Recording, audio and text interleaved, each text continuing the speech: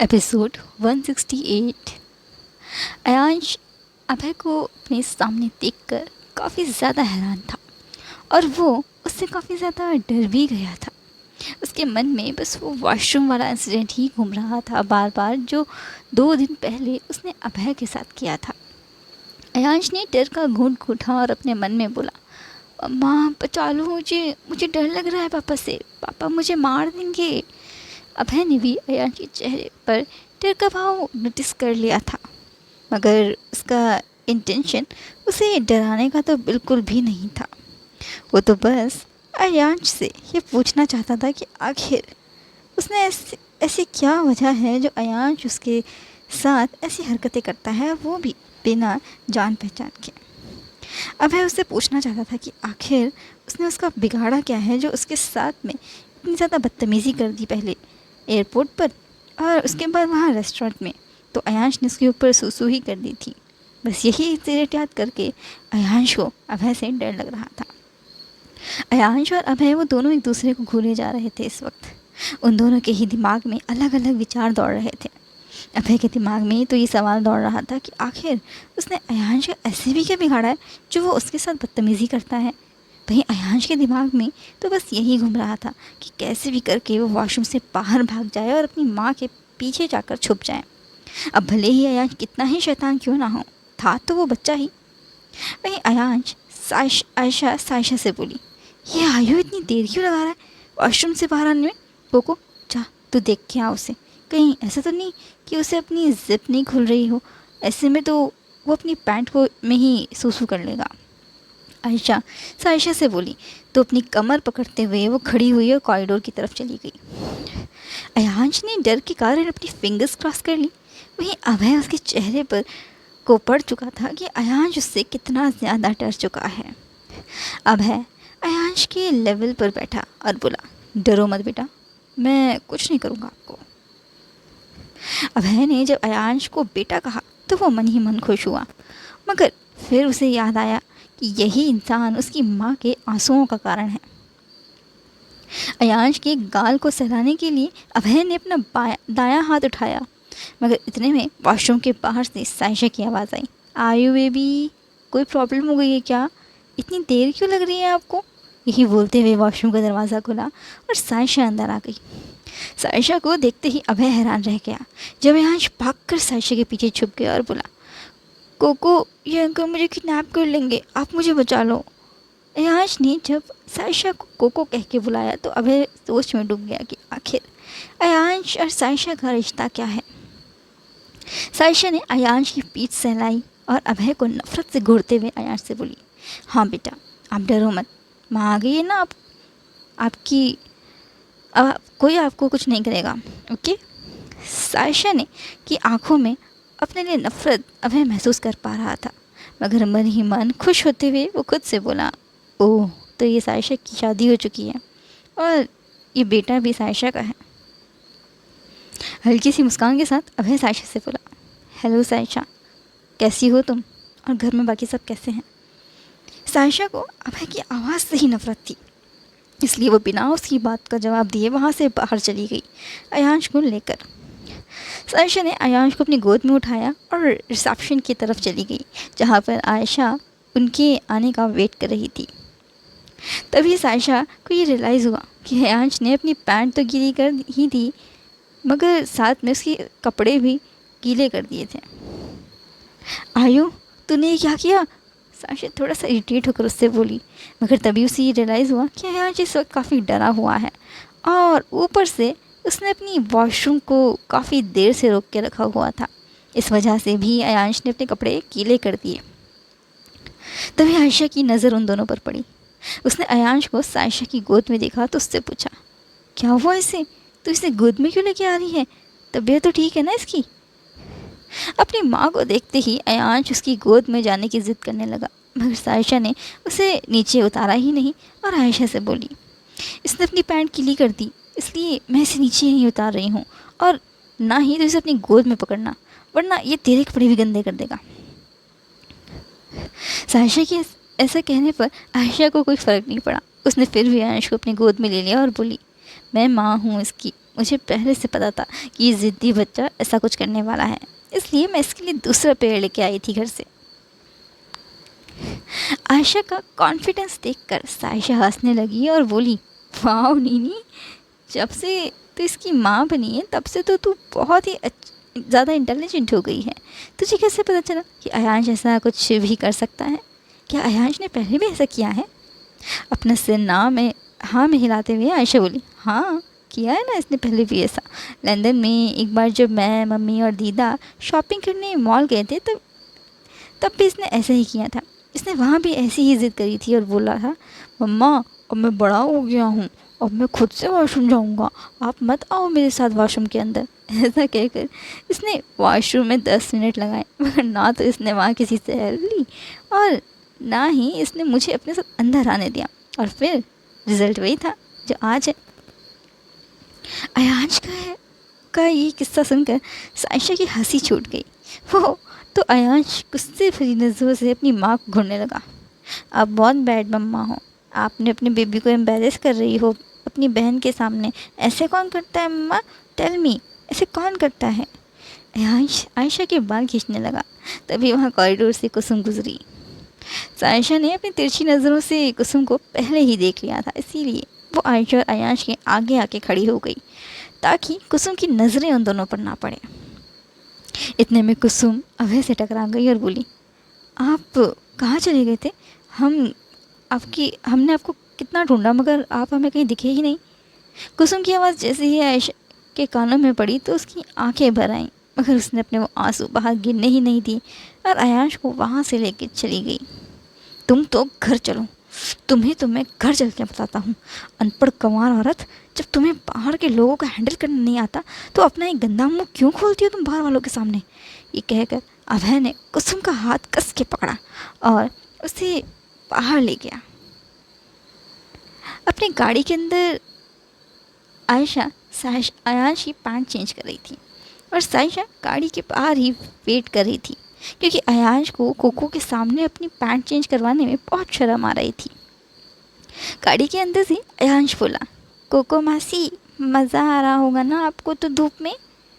अयांश की आवाज़ सुनकर बाहर से सायशा की आवाज़ आई, हाँ बेटा बहुत मज़ा आ रहा है, आजा तू भी आजा मेरे साथ धूप में। सायशा को इरिटेट होता देख अयांश को काफ़ी मज़ा आ रहा था। तभी आयशा बोली, तू तो अपनी मासी से ऐसे शर्माता है जैसे उन्होंने तुझे कभी देखा ही नहीं है नंगू पुंगू। तुझे पता है जब जब तू छोटा था तब तेरी मासी ही सबसे ज़्यादा तेरे डायपर चेंज किया करती थी। अपनी माँ की ये बात सुनकर अयांश अपना सिर खुजलाने लगा और बाहर से सायशा उस पर हंसने लगी। आजा कोको, जल्दी से अंदर आ जा। आयशा ने सायशा को गाड़ी के अंदर आने को कह दिया तो अंदर आकर वो अपनी सीट पर बैठ गई। अयांश को देखते ही सायशा ने आयशा से कहा, मैं सोच रही हूँ कि आज घर जाकर आयु को मैं खुद से नहलाऊँ। बहुत टाइम से नहीं नहलाया मैंने इसे अपने हाथों से। अपनी सायशा मासी की बात सुनकर अयांश ने अपने होठों को फुला लिया और आयशा से बोला, मम्मा आप नहलाओगी मुझे घर जाकर, मासी नहीं नहलाएगी। अयांश को गुस्से में देख सायशा बोली, अरे बेबी, पर आपकी मम्मा को तो किसी इंपॉर्टेंट मीटिंग से आज जाना है, अब तो आपको मैं ही नहलाऊंगी। सायशा को ये जिद करता देख अयांश अपनी माँ को घूरने लगा तो आयशा सिर्फ मुस्कुरा रही थी। चलो भाई, छेती छेती घर चलते, फिर असी साढ़े अयांश के नहलाएंगे। ड्राइवर चलो जल्दी से गाड़ी बेटी मैंशन के लिए मोड़ लो। सायशा ने ड्राइवर से कहा और फिर वो बेटी मैंशन के लिए निकल गए। बेदी मैंशन पहुंचकर सायशा गाड़ी से नीचे उतरी और भागकर अयांश की तरफ दरवाज़ा खोला उसे अपनी गोद में लेने के लिए, मगर अयांश अपनी माँ पर चिपक गया और बोला, मम्मा आप ही नहलाओगी मुझे या फिर आप नानी को बुलाओ, नानी नहलाएगी, लेकिन मैं मासी के हाथ से नहीं नहाऊंगा। मम्मा आप सुन रहे हो ना? आयशा कुछ बोलने को हुई थी कि तभी आयशा ने उसे अपनी तरफ खींचा और बोली, हा हा हा, नहलाऊंगी तो आज मैं ही तुझे। आज तो तुझे मुझसे कोई नहीं बचा सकता बच्चू, यहाँ तक कि तेरी मम्मा भी नहीं। फिर सायशा गब्बर की तरह हंसने लगी। नहीं नहाऊंगा मैं आपसे, मैं मम्मा से नहाऊंगा या फिर नानी से, लेकिन आपसे नहीं। अयांश भी अपनी ज़िद पर ही अड़ा रहा तो सायशा ने अपने होठ फुलाते हुए उससे कहा, हाँ मगर क्यों, मासी से क्यों नहीं नहाना, क्या आपको मासी अच्छी नहीं लगती? आयशा की बात पर अयाज ने अपना सिर आयशा की गोद में छुपा लिया। उन दोनों को यूँ फाइट करते हुए देख आयशा मुस्कुराने लगी और बोली, आयो बेबी, मासी को बिल्कुल तंग मत करना, ओके? मम्मा अपना काम ख़त्म करके जल्दी ही वापस आएगी। चलो अब आप जल्दी से अंदर चलो, मासी आपको नहला देगी। इतनी देर में मैं भी फ्रेश हो जाऊंगी अपने रूम में जाकर, मुझे इंपॉर्टेंट मीटिंग के लिए भी जाना है फिर। इतना कहकर आयशा गाड़ी से बाहर उतरी और अयांश को भी अपनी गोद में ले लिया। फिर वो तीनों मैंशन के अंदर चले गए। ना चाहते हुए अयांश को सायशा के हाथों से नहाना पड़ रहा था। सायशा अयांश के कपड़े निकाल रही थी और आयशा अपने कपड़े निकाल रही थी, और इतनी देर में अयांश उन दोनों की नज़रों से बच निकल के भाग गया। अयांश घूमते फिरते बाहर गार्डन में पहुंच गया, जहाँ पर उसे एक बिल्ली मिल गई। अरे ये बिल्लू तो कितनी ब्यूटीफुल है। अच्छा तो तुम हमारे घर में क्यों रह रहे हो वैसे? ये तो हमारा घर है ना, अयांश उस बिल्ली से बोला। तो वो बिल्ली म्याऊं म्याऊं करके अयांश की गोद में चढ़ गई। वहीं सायशा और आयशा अयांश के लिए परेशान हो गई। उसे ढूंढते ढूंढते तभी सायशा ने आयशा से कहा, कहीं ऐसा तो नहीं कि अयांश बाहर गार्डन में चला गया झूला झूलने के लिए? आयशा को सायशा की बात एकदम सही लगी, इसलिए बिना देरी करे वो दोनों गार्डन एरिया में चली गईं। उनका शक एकदम सही था, अयांश गार्डन में ही था, एक सुंदर सी बिल्ली के साथ खेल रहा था। आयशा और सायशा वो दोनों उसके पास गईं और उन्होंने अयांश को डांटना शुरू कर दिया। तू यहाँ क्या कर रहा है और तुझे ये बिल्ली कहाँ से मिल गई अब? आयशा ने उससे पूछा। तो अयांश ने जवाब दिया, मम्मा ये बिल्ली हमारे घर में रहती है, अब से ये बिल्ली ये मेरी बिल्ली है। हम इसे हमारे साथ हमारे घर के अंदर रखेंगे, है ना मम्मा? बोलो ना, रखेंगे ना? बेटा तो हमें अपना फैसला सुना रहा है या हमसे पूछ रहा है? आयशा ने अयांश से कहा। तो वो उन दोनों को अपनी काली काली आंखें दिखाने लगा। तू मेरी जान लेके मारेगा, मुझे तो लगता है। बिना बताए कहीं भी चला जाता है, ये भी नहीं सोचता है एक बार कि मम्मा को कितनी चिंता होगी। आयशा अयांश को गुस्से से घूरे जा रही थी। अरे यार मम्मा, आप इतनी चिंता क्यों करती हो मेरी? मैं आपको छोड़कर थोड़ी ना जाऊँगा कहीं, मैं तो बस गार्डन में आया था छुपने के लिए। लास्ट लाइन अयांश ने अपने मन में के अंदर कही, मगर वो कहते हैं ना, एक माँ ही अपने बच्चे के दिल की बात को अच्छे से समझ सकती है। उसके बिना कुछ बोले, तू बस गार्डन में छुपने आया था ताकि तुझे मासी ना नहाना पड़े, है ना? अयांश की लाइन आयशा ने अपने मुंह से पूरी कर दी तो वो अपनी नज़रें अब इधर उधर करने लगा। एक शर्त में बिल्ली हमारे साथ रह सकती है, अगर अयांश मुझसे रिक्वेस्ट करेगा और बोलेगा कि इसे मासी से नहलाएगी तो। सायशा बोली। तो अयांश ने तपाक से कहा, हाँ मैं नहाऊंगा आपसे, अब चलो जल्दी से मेरी बिल्ली को अंदर लेके चलते हैं, मुझे और मेरी बिल्ली को भूख भी लगी है। इस वक्त अयांश का ध्यान सिर्फ उस बिल्ली पर ही था, इसलिए आयशा और सायशा ने उस बिल्ली को घर में रखने के लिए मना नहीं किया, क्योंकि उन दोनों को ही अब रिलीफ था इस बात का कि अब अयांश उन दोनों को फालतू तंग नहीं किया करेगा। तभी आयशा को फ़ोन रिंग किया, उसे उसके मैनेजर सुभाष का कॉल आ रहा था। तब जाके आयशा को ये याद आया कि आज उसकी मीटिंग थी जो कि मिस हो गई उसके बेटे की वजह से। जी सुभाष जी बोलिए, आयशा ने अपनी सांस छोड़ते हुए कहा। I am sorry, actually Ayansh की वजह से मुझे लेट हो गया, आप प्लीज़ इसकी मीटिंग कल के लिए रीशेड्यूल कर दीजिए। इतना कहकर आयशा ने फ़ोन काट दिया। चलिए राजकुमार अंदर चलिए, अपनी राजकुमारी को भी अंदर लेकर चलिए, आयशा ने अयांश से कहा और वो खुशी मारे कूदने लगा। वहीं राधा मैंशन में अभय ने कुसुम को आज सज़ा के तौर पर पूरे घर की सफाई करने का ऑर्डर दे दिया था। आज कुसुम की बैंड बजते देख गीतांजलि और जानकी देवी के दिल को ठंडक मिल रही थी। तभी मानव सीढ़ियों से नीचे आया और अभय के पास आकर बैठ गया। डैड, क्या मेरे न्यू स्कूल में एडमिशन हो गया? मानव ने उससे पूछा। तो अभय ने अपना सिर हाँ में हिलाया। वही कुसुम जो इस वक्त डस्टिंग कर रही थी, अभय का जवाब सुनकर वो उसे हैरानी से घूरने लगी और अपने मन में बोली, अभय झूठ क्यों बोल रहे हैं मानव से? प्रिंसिपल ने तो मानव को एडमिशन देने से मना कर दिया था। तभी अभय ने मानव से कहा, मानव, ये लास्ट टाइम है जब मैं तुम्हारा स्कूल चेंज कर रहा हूँ तुम्हारी ज़िद पर। आगे से नहीं करूँगा। अपनी प्रॉब्लम्स को खुद से सॉल्व करना सीखो, ओके। अथर्व ने बहुत स्ट्रिक्ट टोन में उससे ये बात कही। तो मानव ने भी अपना सिर हाँ में हिला दिया और बोला ओके डैड। तभी अभय का फ़ोन रिंग किया। उसका मैनेजर उसे कॉल कर रहा था, इसलिए उसने कॉल पिक कर ली। कॉल पिक करते ही उसके मैनेजर ने उसे इन्फॉर्म किया, मिस्टर पॉल आपके साथ कल मीटिंग करना चाहते हैं सर। अभी अभी मुझे उनका मेल आया है। ओके। इतना कहकर अभय ने वो कॉल काट दी। तभी मानव बोला डैड क्यों ना आप, मैं, दादी और बड़ी दादी शॉपिंग पर चले। अगर हम यहाँ रहेंगे तो मम्मी को डिस्टर्ब होगी ना काम करने में। मानव को ऐसे कहते हुए देख कुसुम को गुस्सा आ गया, मगर इस वक्त वो सिर्फ अभय के सामने कुछ भी नहीं कह सकती थी। वहीं गीतांजलि और जानकी देवी तो मानव को लाट लटाते हुए बोली चलो लाडे सर, हम आपको तैयार कर देते हैं, शॉपिंग जाने के लिए देर हो रही है ना हमें। गीतांजलि ने मानव को अपनी गोद में उठाते हुए उससे कहा और उसके गालों को चूम लिया। उसके बाद वो सबके सब अपने अपने कमरे में चले गए रेडी होने के लिए। अब बस हॉल में कुसुम ही बची थी। उसने गुस्से में आकर डस्टिंग वाला कपड़ा फेंक दिया और बोली ये दोनों बाप बेटे किसी के सगे नहीं हैं। अरे हमने तो सोचा था कि राठौर खानदान की बहू बनने के बाद हम राज करेंगे, लेकिन हम गलत थे। हमने तो अपने ही पैरों पर खुद ही कुल्हाड़ी मार ली है। अभय अपने रूम में रेडी हो रहा था, तभी उसे फिर से अयांश याद आ गई। वो फिर से खुद को अयांश से कनेक्टेड फील कर रहा था। तभी उसे सायशा की भी याद आने लगी। वो खुद से बोला इसका मतलब उस दिन रेस्टोरेंट में मैंने अयांश के साथ आयशा और सायशा को ही देखा था। वो मेरा वहम नहीं था। लेकिन अगर अयांश सायशा का बेटा है तो फिर मैं खुद ना कनेक्टेड फील क्यों कर रहा हूँ उस बच्चे से। यही सवाल बार बार अभय के मन में घूम रहा था। तभी उसके रूम का दरवाज़ा खुला और कुसुम दाखिल हुई अंदर। वह ठीक अभय के सामने आकर खड़ी हो गई।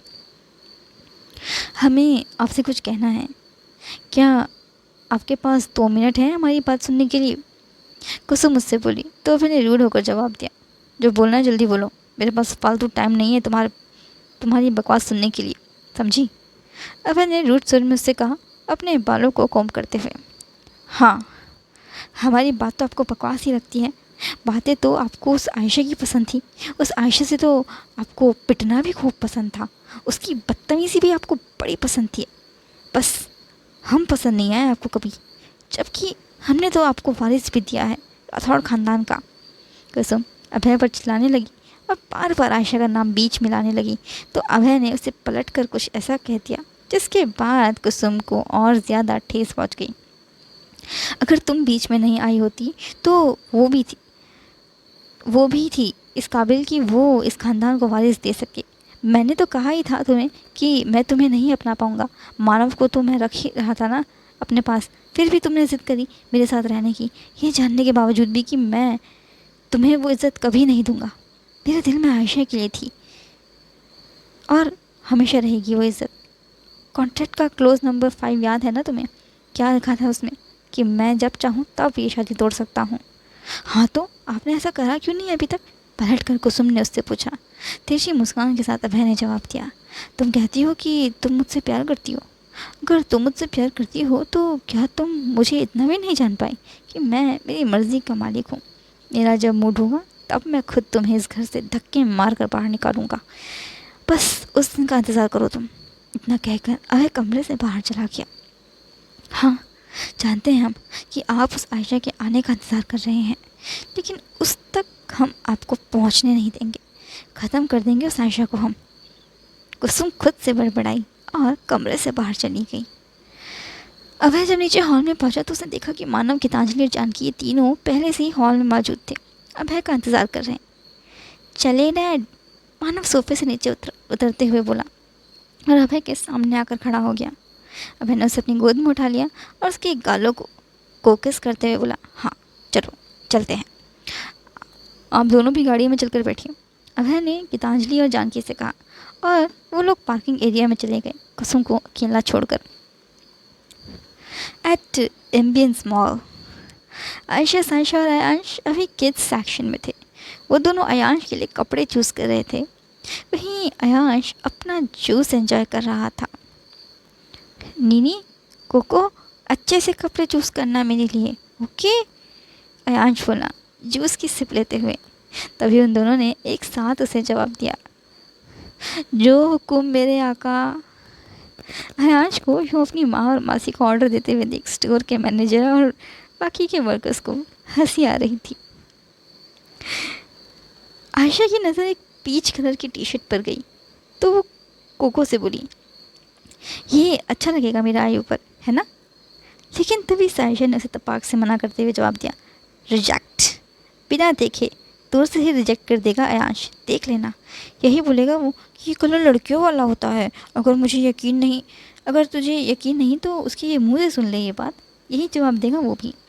सायशा को आँखें दिखाते हुए आयशा अयांश के पास गई और उससे बोली, आयु बेबी, ये वाली टी शर्ट देखो, ये अच्छी लगेगी आप पर। आयशा बोली। वो पीच कलर की टी शर्ट अयांश पर लगाते हुए तो अयांश अपनी माँ को घूरते हुए बोला, मम्मा मैं लड़की नहीं लड़का हूँ, ये कलर तो लड़कियों के लिए होते हैं। अयांश का एग्जैक्ट जवाब सुनकर सायशा हंस पड़ी और आयशा से बोली, देखा देखा देखा तूने क्या कहा था मैंने कि ये अयांश यही जवाब देगा। सायशा को अनसुना कर आयशा ने अयांश से कहा, आयु बेबी, लड़का लड़की कुछ नहीं होता है, ये कलर तो सबको सूट करता है। आयशा ने जैसे ही ये लाइन कही तो अयांश पेन से नीचे उतरा और बोला, अपनी कमर पर हाथ रखते हुए, अच्छा तो फिर आप क्यों नहीं पहनती हो लड़कों वाले कपड़े ऑफिस जाते वक्त? इस बार तो अयांश ने अपनी माँ की बोलती ही बंद कर दी थी। तो आयशा ने सायशा की तरफ देखा और जो उसके ऊपर अपना मुंह दबाए हंस रही थी। आयशा वापस से अयांश की तरफ मुड़ी और बोली, अच्छा ठीक है, मैं भी ऑफिस लड़कों वाले कपड़े पहनकर चली जाऊंगी। अब खुश? अब मैं ले लूँ ये टी शर्ट आपके लिए? नहीं, अगर आप घर जाकर अपनी बात से शुक्र गई तो। अयांश ने कहा तो आयशा ने उससे करेक्ट किया, बेटा वो मुकर गई होता है, शुक्र गई नहीं। देखा, मैंने कहा था ना आप मुकर जाओगी घर जाकर, तभी तो आप मुझे करेक्ट कर रहे हो। मैंने तो जानबूझकर शुक्र गई कहा था।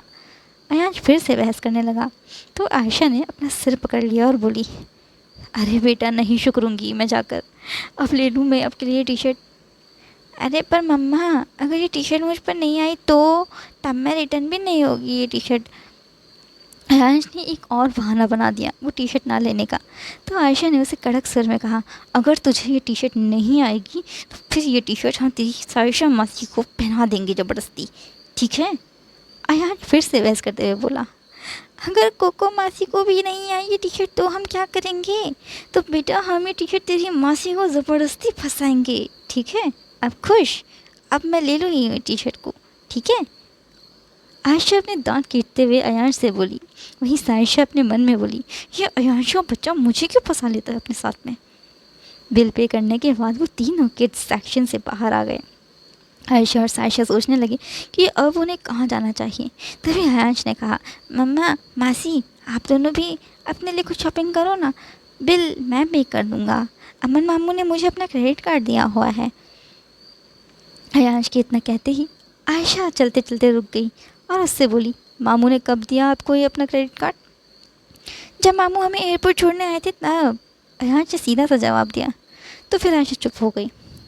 चलो चलो लेडीज़, आई बेबी आज आप दोनों को शॉपिंग करवाएगा, अयांश बोला अपने गॉगल्स को पहनते हुए। पेमेंट शोरूम के अंदर एंटर होते ही तो आयशा और सायशा को भी उसके पीछे पीछे जाना पड़ ही गया। अयांश अब बिल्कुल वैसे ही बिहेव कर रहा था आयशा और सायशा के साथ जैसे अभी थोड़ी देर पहले वो दोनों उसके साथ बिहेव कर रही थी। अयांश ने स्टोर के मैनेजर से कहा, अंकल आप दो अच्छी सी साड़ी दिखाओ, ब्यूटीफुल होनी चाहिए वो दोनों साड़ी, मेरी ब्यूटीफुल लेडीज़ पर अच्छी लगनी चाहिए वो साड़ी, ओके? इतने छोटे से बच्चे की प्यारी सी बातें सुनकर सभी काफ़ी खुश हो गए स्टोर के अंदर मौजूद लोग। लेकिन बेटा हम ये साड़ी पहनेंगे कहाँ? आयशा ने अयांश से पूछा तो उसने आयशा को अपनी आंखें दिखा दी तो उसे चुप होना पड़ा।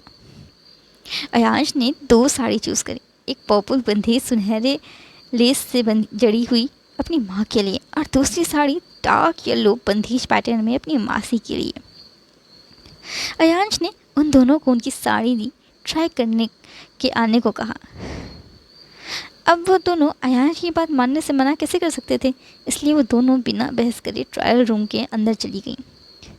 2 मिनट बाद सबसे पहले आयशा बाहर आई और मिरर के आगे आके खड़े होकर खुद को निहारने लगी। तो अयांश बोला,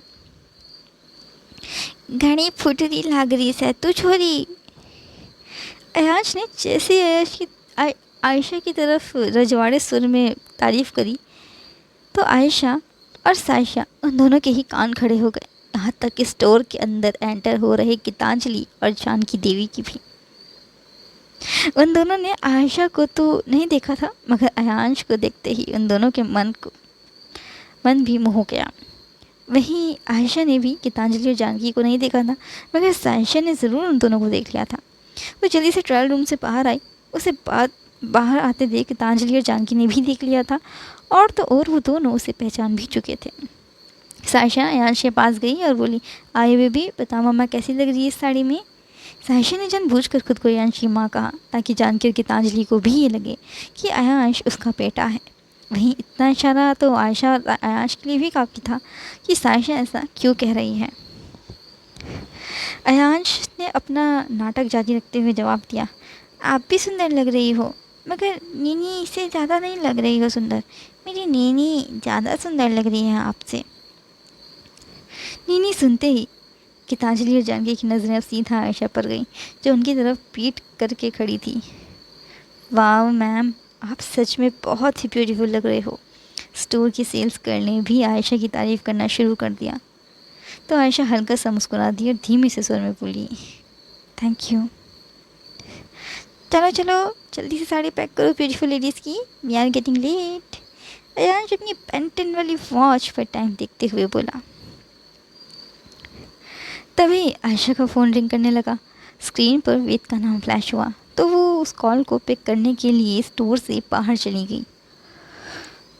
तभी गीतांजलि और जानकी आगे आई आयशा से मिलने के लिए। तो वो दोनों भावुक स्वर में उससे बोली, कैसी हो सायशा? और आयशा कैसी है? सायशा अयांश के सामने बिटरली बिहेव नहीं करना चाहती थी उन दोनों से, इसलिए उसने ज़बरदस्ती के स्माइल के साथ उन दोनों को जवाब दिया, मैं बहुत अच्छी हूँ और मेरी बहन बहुत अच्छी है। उसके बाद सायशा ने अयांश का हाथ पकड़ा और दूसरे हाथ में बैग्स, और फिर वो दोनों वहाँ से चले गए। वहीं आयशा वेद से बात करते करते स्टोर से काफ़ी दूर चली गई, क्योंकि आसपास काफ़ी शोर हो रहा था। इसीलिए वो वॉशरूम वाले कॉरिडोर में चली गई उससे बात करने के लिए। कॉल ख़त्म करने के बाद वो वहाँ से जा ही रही थी कि तभी किसी ने उसका हाथ पकड़ कर दीवार से के कोने से सटा लिया। उस शख्स को देखते ही आयशा की आंखों से आंसू भर आए, मगर उसने अपनी जीभ काट ली अपने आंसू को रोकने के लिए, क्योंकि वो शख्स कोई और नहीं बल्कि अभय था, और वो उसके सामने रोना नहीं चाहती थी। कैसी हो तुम?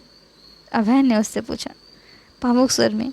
तो आयशा ने खुद को कूल दिखाते हुए जवाब दिया, जैसे हाल में तुमने मुझे छोड़ा था वैसे हाल में तो मैं बिल्कुल भी नहीं हूँ, बहुत अच्छी हूँ, ज़िंदा हूँ और अपनी ज़िंदगी में बहुत खुश हूँ।